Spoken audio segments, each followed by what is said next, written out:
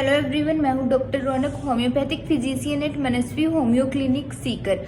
आज के इस वीडियो में हम लोग बात करेंगे इस मौसम में होने वाली बहुत ही कॉमन समस्या एलर्जिक राइनाइटिस के बारे में। अगर हम बात करें कि एलर्जिक राइनाइटिस होता क्या है, तो एलर्जिक राइनाइटिस एक नाक की एलर्जी होती है जिसका सबसे जो मेन सिम्टम है वो है छींकें आती है। वैसे तो छींकें आना कोई बड़ी बात नहीं है, ये एक नॉर्मल सा प्रोसेस है, लेकिन एलर्जिक राइनाइटिस के केस में छींकों के एपिसोड्स आते हैं। स्नीजिंग इतनी वायलेंट होती है, 15 से 20 छींकें एक बार में आती हैं।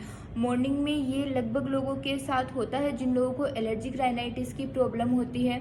इसके साथ ही नाक से पानी आता है, आंखों से पानी आता है, आंखें लाल हो जाती है, आंखों में खुजली होने लग जाती है। नाक में कुछ ऐसा सेंसेशन होता है कि जैसे कि नाक में कुछ चल रहा हो। कभी कभी गले में भी खुजली जैसा महसूस होता है।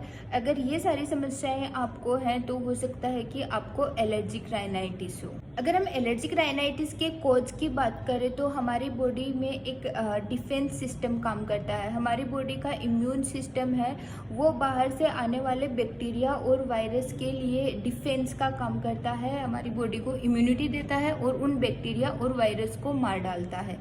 तो एलर्जिक राइनाइटिस के केस में जब भी कोई डस्ट या फिर पोलन ग्रेन हमारे नाक से आता है, उस समय ये जो इम्यून सिस्टम है काम करता है, एंटीजन एंटीबॉडी की रिएक्शन होती है। जो बाहर से पोलन ग्रेन आते हैं वो एंटीजन होते हैं और हमारे जो शरीर की बॉडी एंटीबॉडीज है वो उनके लिए काम करती है। इस तरह से एक एलर्जन रिएक्शन होती है और उसमें एक केमिकल है हिस्टेमाइन, उसका स्राव होता है। उसकी वजह से ये जो हिस्टेमाइन है ये म्यूकस को प्रोड्यूस करता है और उसके जो रिएक्शन के रूप में हमें बहुत सारी छींकें आती है, नाक से पानी आता है। अगर हम एलर्जिक राइनाइटिस की बहुत डिटेल से सिम्टम्स की बात करें तो इसका सबसे मेन और सबसे कॉमन सिम्टम है वो है मॉर्निंग टाइम स्नीजिंग।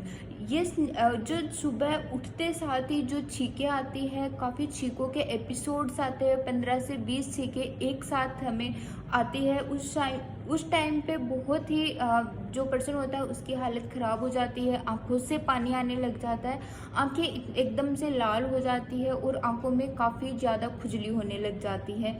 नाक है काफ़ी बार तो बंद हो जाता है और अगर नाक बंद नहीं होता है तो नाक से पानी आता रहता है।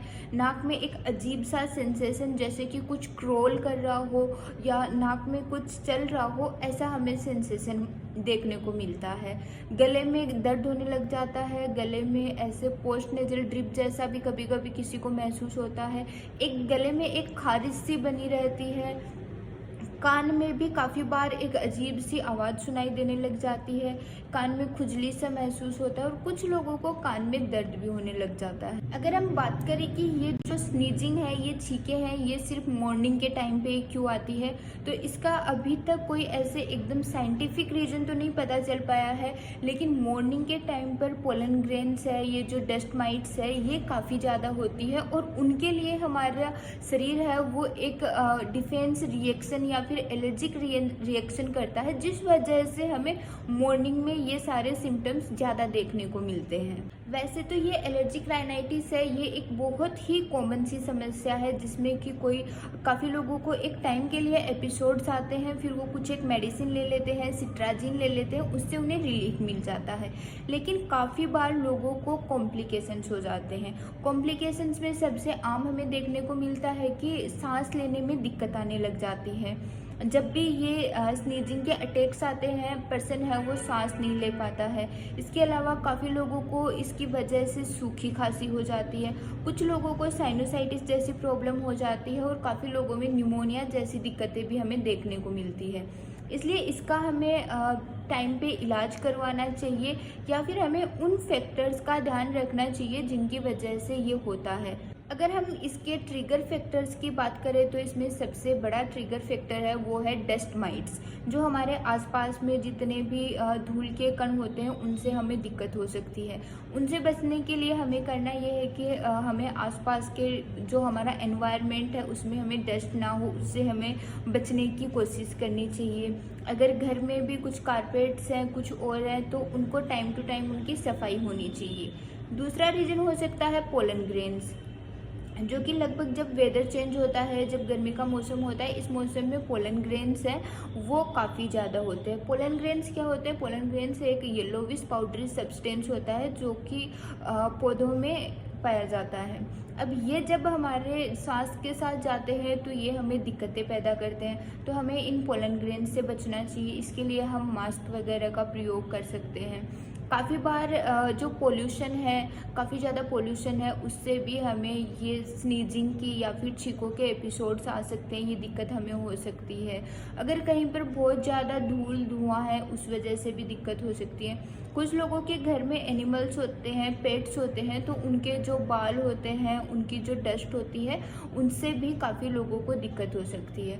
तो हमें इन ट्रिगर फैक्टर्स का काफ़ी ज़्यादा ध्यान रखना है और जितना हो सके इनसे हमें प्रिवेंशन की हमें कोशिश करनी है। अगर हम बात करें एलर्जिक राइनाइटिस की होम्योपैथी में क्या मेडिसिन हैं, तो एलर्जिक राइनाइटिस के लिए होम्योपैथी में काफ़ी अच्छी मेडिसिन हैं। काफ़ी जो क्रोनिक सालों साल लोगों को एलर्जिक राइनाइटिस की समस्या होती है, वो भी होम्योपैथी में काफ़ी इफ़ेक्टिवली क्योर हो सकती है। यहाँ पर मेडिसिन की बात करने से पहले मैं एक बात कहना चाहूँगी कि जो होम्योपैथिक मेडिसिन होती हैं वो पर्सनलाइज्ड मेडिसिन होती हैं। पर्सन के किस तरह का उसका कॉन्स्टिट्यूशन है, किस तरह के उसके सिम्टम्स हैं, उनके हिसाब से person to person homeopathic medicine vary करती हैं। यहाँ पर हम कुछ होम्योपैथिक मेडिसिन की बात करेंगे जो कि जनरल अवेयरनेस के लिए है। सेल्फ मेडिकेशन आपको नहीं करना है। कोई भी किसी भी तरह की मेडिसिन लेने से पहले आपको अपने होम्योपैथिक फिजिशियन से कंसल्ट करना है। अगर हम मेडिसिन की बात करें तो जो सबसे इफ़ेक्टिव मेडिसिन मानी जाती है वो है नेट्राम्यूर। जब भी आपको बहुत ज़्यादा छींके आए या फिर नाक से पानी आए, जितने भी एलर्जिक राइनाइटिस के सिम्टम्स हैं उनमें नेट्राम्यूर है वो काफ़ी अच्छा काम करती है। नेट्राम्यूर को 30 पोटेंसी या फिर 6x पोटेंसी में हम 4 गोली दिन में 3 बार ले सकते हैं। इसके बाद में नेक्स्ट मेडिसिन है सेबेडिला। सेबेडिला 30 भी काफ़ी ज़्यादा इफ़ेक्टिव है एलर्जिक राइनाइटिस के केसेस में। स्पेसिफिकली जिन लोगों को छींकें ज़्यादा आती हैं, छींकों के एपिसोड्स ज़्यादा आते हैं, उन केसेस में अगर किसी पर्सन को किसी स्ट्रॉन्ग स्मेल से ज़्यादा छींकें आ रही हैं तो उस केस में सेबेडिला 30 की 4 गोलियां दिन में 3 बार ली जा सकती हैं। इसके बाद में एक मेडिसिन है आर्सेनिक एल्बम 30। आर्सेनिक एल्बम है वो एक्यूट केसेस में काफ़ी अच्छा काम करती है। आर्सेनिक एल्बम को भी 4 गोलियां हैं वो दिन में 3 बार ली जा सकती हैं। एक नेक्स्ट मेडिसिन है allium cepa. Allium cepa 30 potency में काफ़ी अच्छा काम करती है। अगर आपकी आंखों से, नाक से लगातार पानी आ रहा हो, जो नाक से पानी आ रहा हो उसकी वजह से आपको बर्निंग भी महसूस हो रही हो, तो इस स्थिति में एलियम सीपा 30 को 4 गोलियां दिन में 3 बार लिया जा सकता है। नेक्स्ट मेडिसिन है डल्कामारा। डल्कामारा जिन लोगों को समर्स में कंप्लेंट्स ज़्यादा होती है उन लोगों के लिए काफ़ी अच्छी मेडिसिन है। जिन लोगों को हे अस्थमा रहता है उनके लिए काफ़ी अच्छी मेडिसिन है। डल्कामारा भी 30 पोटेंसी में 4 गोलियां दिन में 3 बार ली जा सकती है। इसके बाद में नेक्स्ट मेडिसिन है एरुंडोम्यूर। एरुंडोम्यूर 30 भी इस एलर्जिक राइनाइटिस के केस में काफ़ी ज़्यादा इफ़ेक्टिव है। अगर आपको ऐसे लगता है कि आपके जो सॉफ्ट पैलेट है, जो तालू है, वहाँ पर आपको हल्की सी भी कुछ खुजली महसूस हो, आपको ऐसे लगता है कि आपके नाक में कुछ क्रोल कर रहा है, उस स्थिति में एरुंडोम्यूर 30 में 4 गोलियां दिन में 3 बार लेने पर काफ़ी ज़्यादा अच्छा इफेक्ट करेंगी। नेक्स्ट हम बात करेंगे एक मदर टिंचर जो कि अरेलिया रेसिमोसा है। अरेलिया रेसिमोसा अगर स्प्रिंग के वेदर में हमें एलर्जिक राइनाइटिस की समस्या देखने को मिलती है, छींके, नाक बहना, आँख लाल, ये सारे लक्षण अगर हमें देखने को मिलते हैं तो अरेलिया रेसिमोसा मदर टिंचर की 10-10 बूंद आधा कप पानी में दिन में 3 बार लेने पर यह भी काफ़ी अच्छा इफेक्ट करती है। वैसे तो होम्योपैथिक मेडिसिन का कोई साइड इफेक्ट नहीं होता है, लेकिन इनकी डोजेज और पोटेंसी का हमें ध्यान रखना काफ़ी ज़्यादा ज़रूरी होता है। इन सारी मेडिसिन को आप लेने से पहले एक बार अपने नज़दीकी होम्योपैथिक फिजिशियन से ज़रूर कंसल्ट कर लें। अगर आप किसी भी हेल्थ इश्यू के लिए हम लोगों से ट्रीटमेंट लेना चाहते हैं तो हमारा क्लिनिक है Manasvi homeopathic clinic, Piprali road, Sikar.